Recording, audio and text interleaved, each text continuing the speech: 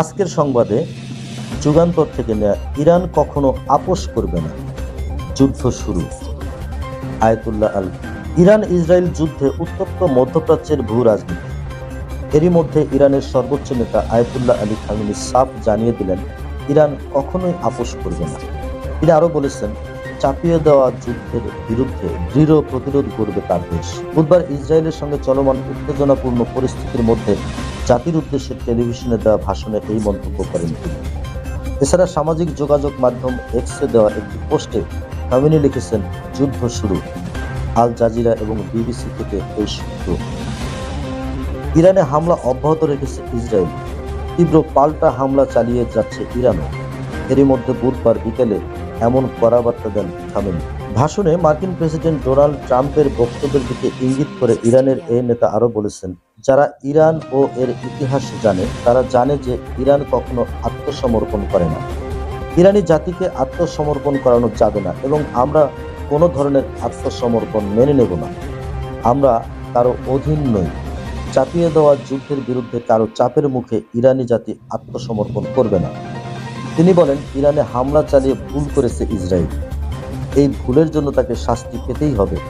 এছাড়া যুক্তরাষ্ট্রকে হুঁশিয়ারি দিয়ে বলেছেন, ইরানের বিরুদ্ধে সামরিক পদক্ষেপ নিলে তাদের অপূরণীয় ক্ষতি ভোগ করতে হবে। খামেনির এমন হুঁশিয়ারি শোনার পরই মার্কিন প্রেসিডেন্ট ডোনাল্ড ট্রাম্প সুর নরম করেছেন। জবাবে ট্রাম্প বলেছেন, ইরান ইসরায়েল যুদ্ধে যুক্তরাষ্ট্র এখনই জড়াবে কিনা তা তিনি জানেন না। নিজের মান রক্ষায় ট্রাম্প আরও বলেন, ইরান অনেক সমস্যায় পড়েছে, তাই তারা আলোচনার টেবিলে আসতে চায়। এদিকে বিশ্লেষকরা আশঙ্কা করেছেন, চলমান ইরান ইসরায়েল যুদ্ধে আমেরিকা যদি জড়িয়ে পড়ে তাহলে ভয়াবহ আঞ্চলিক সংঘাত ছড়িয়ে পড়ার পাশাপাশি পরমাণু যুদ্ধের আশঙ্কা করছেন তারা। একই সঙ্গে বিশ্লেষকরা বলেছেন, ইরানের বর্তমান খামেনি প্রশাসনের যদি পতন হয় তার ভয়াবহ পরিণতি ডেকে আনতে পারে। বিশেষ করে ইরানে যদি গৃহযুদ্ধ লেগে যায়, যেমনটা হয়েছে ইরাক ও লিবিয়াতেও। তারা বলছেন, এটা বোঝা গুরুত্বপূর্ণ যে ইরানে রয়েছে বৃহত্তর অস্ত্রাগার। ইরান ইসরায়েলের বিরুদ্ধে যে ক্ষেপণাস্ত্র ব্যবহার করছে তা হলো দূরপাল্লার মিসাইল। তাদের আছে মাঝারি ও স্বল্প দূরপাল্লার মিসাইল। তারা ইসরায়েলের বিরুদ্ধে এখনো ব্যবহার করেনি, ফলে এখনো প্রচুর পরিমাণে মিসাইল রয়েছে। তাই কাতার, বাহরাইন এবং সংযুক্ত আরব আমিরাতে এমনকি সৌদি আরবে মার্কিন ঘাঁটিতে হামলা চালাতে পারে ইরান, যা যুদ্ধকে আঞ্চলিক রূপ দেবে। এদিকে আল জাজিরার এক সাক্ষাৎকারে ইরানের পররাষ্ট্র মন্ত্রণালয়ের মুখপাত্র ইসমাইল বাঘাই কিয়ানি বলেছেন, কোনো তৃতীয় দেশ যদি সরাসরি ইসরায়েল ইরান যুদ্ধে জড়ায় তাহলে তা পুরো অঞ্চলে ছড়িয়ে পড়বে এবং তার সীমা শুধু মধ্যপ্রাচ্যে সীমাবদ্ধ থাকবে না।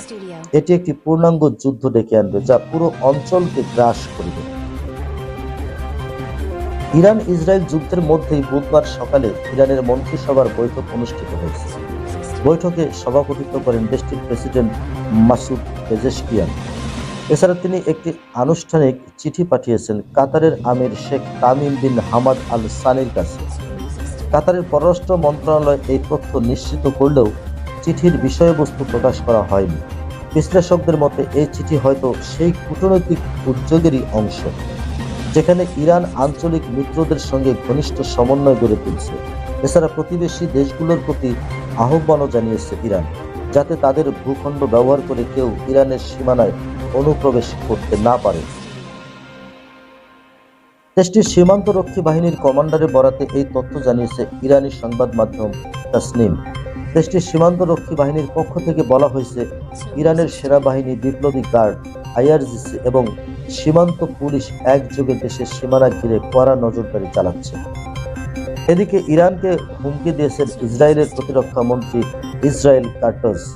সামাজিক মাধ্যম এক্সে দেওয়া এক পোস্টে তিনি বলেছেন, ইরানের শাসন ব্যবস্থার পতন খুব কাছাকাছি।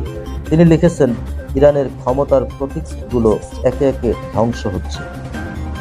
প্রচার মাধ্যম থেকে শুরু করে আরও অনেক লক্ষ্যবস্তু ধ্বংসের পথে, আর হাজার হাজার মানুষ ঘরবাড়ি ছেড়ে পালাচ্ছে।